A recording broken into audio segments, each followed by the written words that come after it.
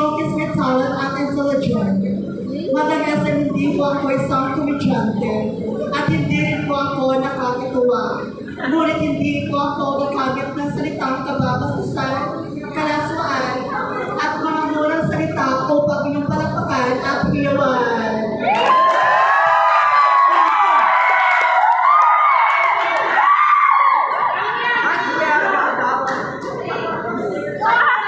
Kahit ano man ang itawag na sa amin, bakla, badi, o tsari-tsari, minsan na kami yung pinagtatawanan sa ugaman at tinutya sa tanghalian, pero sa gabi ito, amin ang nagtablado ito. Walang tulong hanggang dito, tagahangal lang namin kayo.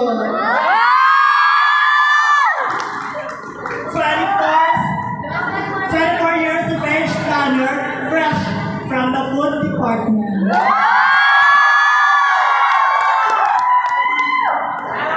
Ako nga pala si Edgardo Pagalitan.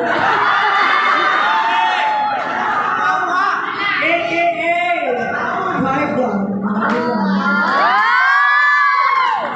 Marga Avila, lalaki ang tirada, 18 years old. Di ba rin naman pabarangay ni Mama at ni Papa, basta si John John, materik lang madami.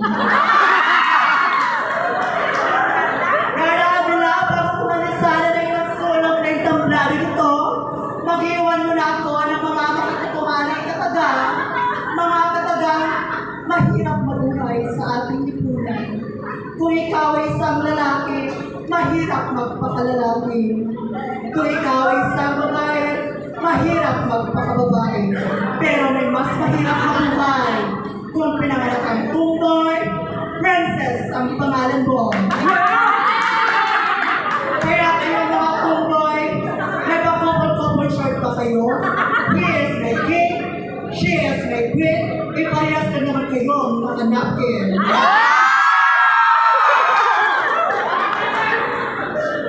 Para naman sa mga kalalakihan, imbes na ng babae kayo, why not? Namakla na lang kayo.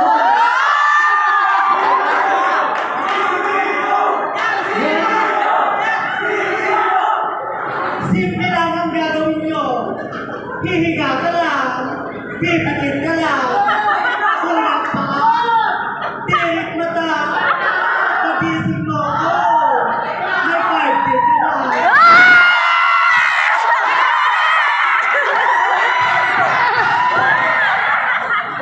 Pero yung pangkulan ko, yung mga kasunod ko, mga kandidata, simple lang din ang gagawin nyo.